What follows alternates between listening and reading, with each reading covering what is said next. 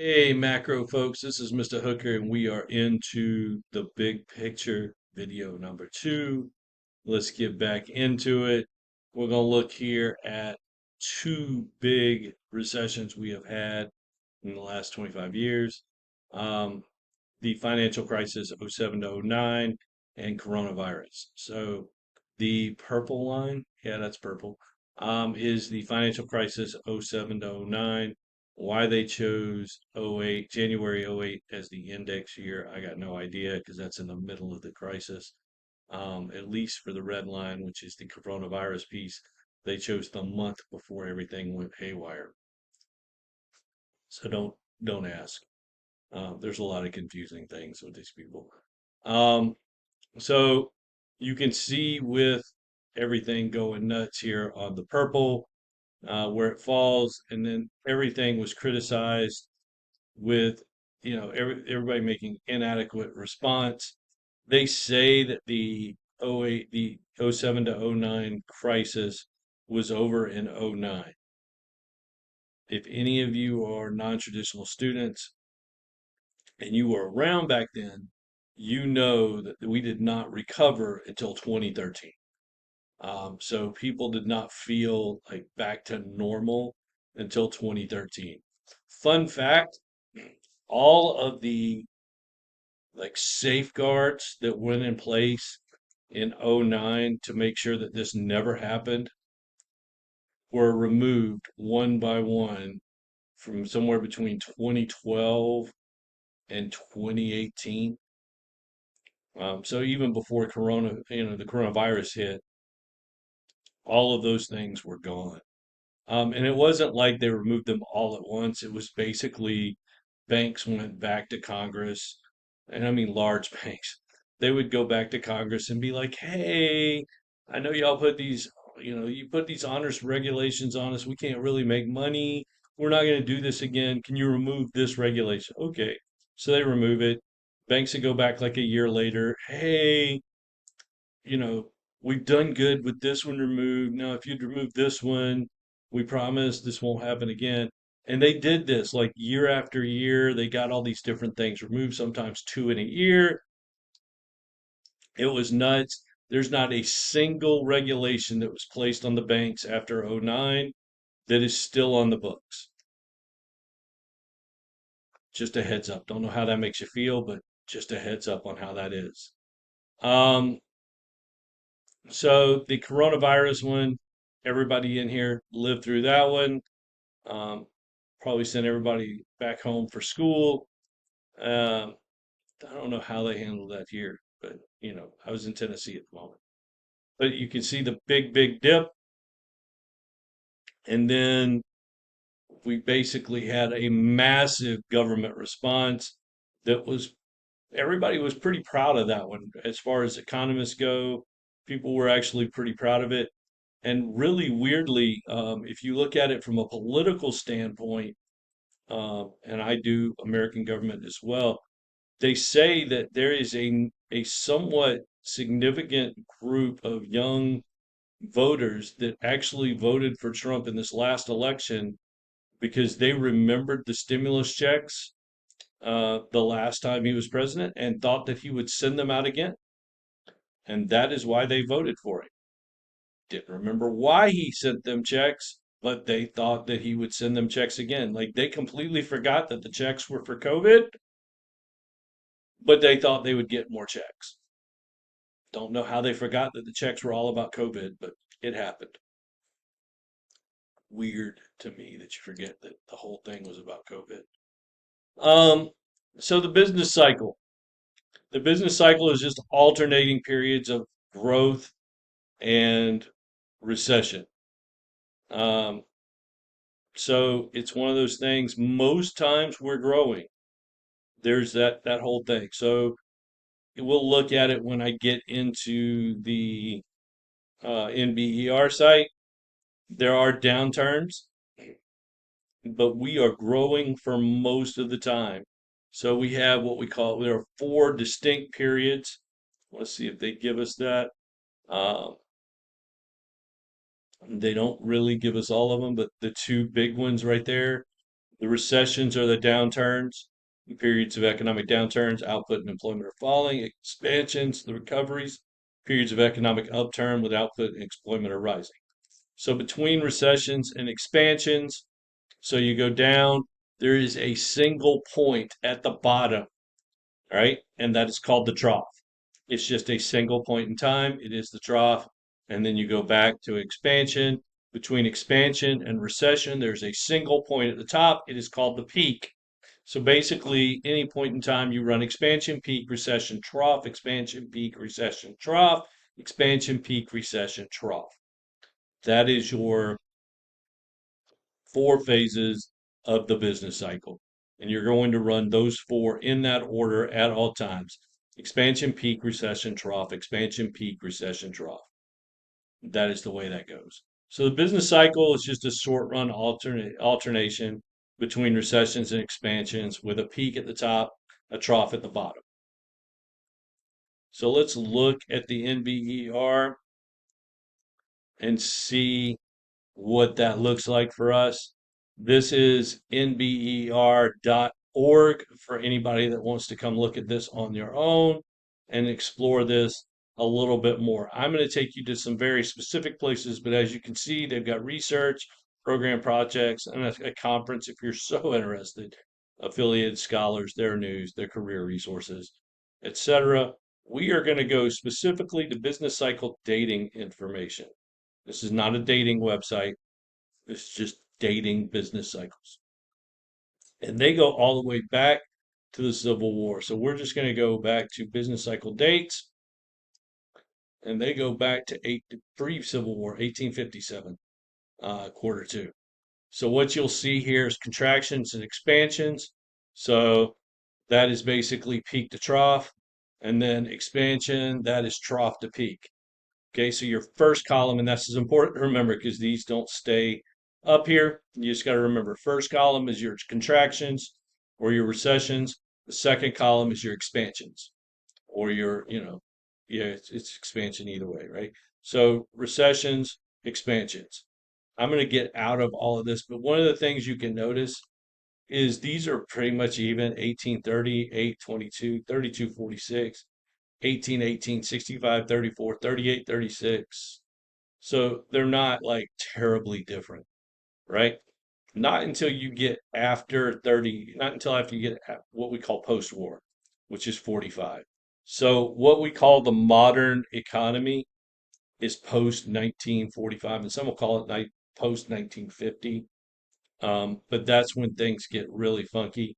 So you'll notice, like if we get down here to 53, 10 months down, 45 up, 8 down, 39, 10, 24, 11, 106, 16, 36, 6, 58, 16 and 12, 8, 92, 8, 120, 18, 73, 2, 128. So what you see is a little bit down, a lot up. So we're going to roll down here to our different times. And so what they have defined, there's 1854 to 2020, so the whole time. And then, different pieces broken out. We're going to look post-war, 1945 to 2020. Average contraction is 10.3 months. Average expansion is 64.2. So your average contraction is less than a year. Your average expansion is just over 5 years. It is approaching 5.5 years. It's what is that month about a month and a half short of 5.5 years. So think about that. You're like 5.5 years up, 10 months down. That's why when people start complaining about down, I'm like, yeah, yeah, be quiet. Like it ain't gonna last. Your last recession was 2 months. Um, so it's not that big a deal. Um, just chill out with it. So don't worry about it. Also, because of that, because we have fiddled with it so much, you have noticed that over the last 2 recessions, they are extreme. Like we don't just slightly go down, we go down, down. We go down into the pits. So that is another that's another side effect of us getting seriously of us seriously fiddling with the business cycle. So that's a lot of the fiscal policy, monetary policy stuff, more fiscal than monetary. But where we're messing with the economy, when we go down, we go down. Like we take that thing seriously. Uh, so here we go, business cycle. Um, so there you go, and you notice here in their graph, you are trending upward. If you were to draw a line through the middle of the business cycle, it trends upward. So you see the peaks are at the top, the troughs are at the bottom. You've got recessions kind of grayed out. And that if you look at any business cycle graph, it's going to do that for you. Um, so it doesn't matter who's doing them. They typically gray out your recessions so that you can see them. Um, and you can sort of do that. Anything that's white is going to be the expansion between the two gray areas. So that's it. And notice, like your peak and your trough are not long things; they're just a single point in time. So understand. And so NVER, their business cycle dating thing, it's really weird when they tell you you've moved from peak from expansion to contraction. It'll be 6 to 8 months after you know you have done it. Um, so it's just they have to know that they have moved. So. So recessions cause a lot of people to lose their jobs. That's called cyclical unemployment. We'll get to that when we get to unemployment, but that's what's happening there. Make it hard to find new ones because, well, there's cyclical unemployment going on. And you can see here that there's those streaks up there with the recessions lit up. There you go. So recessions also reduce the standard of living, uh, increase the poverty, cut corporate profits, and result in bankruptcies of many small businesses. You will also, in certain areas, have a rash of bank failures. It happens. Um, as the businesses can't pay their loans and individuals can't pay their loans, banks will fail. And if one bank fails, the RTC forces their bad loans onto other banks in the area, which causes that bank to fail, which of course is bad loans go to other banks in the area, which causes those banks to fail, and it's just a cycle. The worst one I've ever seen was in West Texas one time. I believe it was West Texas. It might have been East Texas, Northeast. It might have been Northeast Texas. It was Northeast Texas or Northwest Texas. 160 something banks in a 6 month period. It was just bam, bam, bam, bam, bam, bam. And I think that was probably Northwest Texas because I think it was oil bust, and it lit them up. So can we do anything to change this? Yes. Fiscal policy, monetary policy. Um, so most of this came to be during the Great Depression. It was John Maynard Keynes, Milton Friedman expanded on this later. Milton Friedman was my hero when I was an undergrad. Um, but yeah, I hate Keynes, to be honest. I'm not a big fan. But I wouldn't say hate. Hate's a little strong word. I'm just not a big fan. Um, Policymakers try to smooth out the business cycle. We're not really successful at it, but they have done really well to make the economy more stable. So you can blame Friedman if you don't like the fact that the government takes your taxes out of your paycheck. He is the cat that did that to you. Um, the use of taxes and government spending to change the overall level of spending in the economy is, so we did that a few slides ago. That's the fiscal policy. Uh, so long run economic growth. So looking long term, what happens? Um, it's the sustained upward trend of the economy's output over time. So as I mentioned, if you ran a trend line through the business cycle, it goes upward. Think about that for a minute. Are you today better off than your grandparents were at your age? Odds are the answer is yes. You have air conditioning, you have indoor plumbing, you have a lot of what we call modern conveniences. It's just a thing. Um, I'm 55 years old.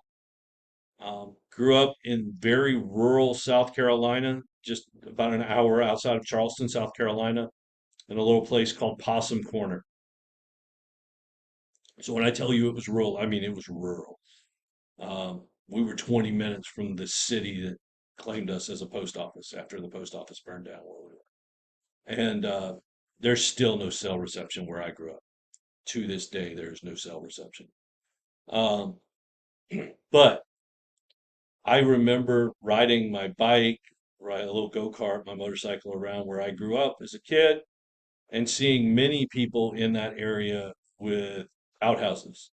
So this is the early and mid 70s. Yeah, these people did not have outdoor, it did not have indoor plumbing in that area. So yeah, that's a whole thing. And I mean, like I remember my uncle was an electrician. There was a man down the road from us. My uncle put his first hot water heater in that guy's house.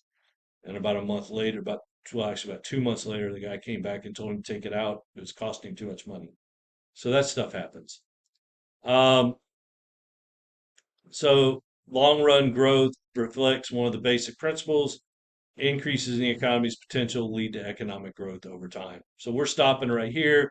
We'll pick up with video number 3 next.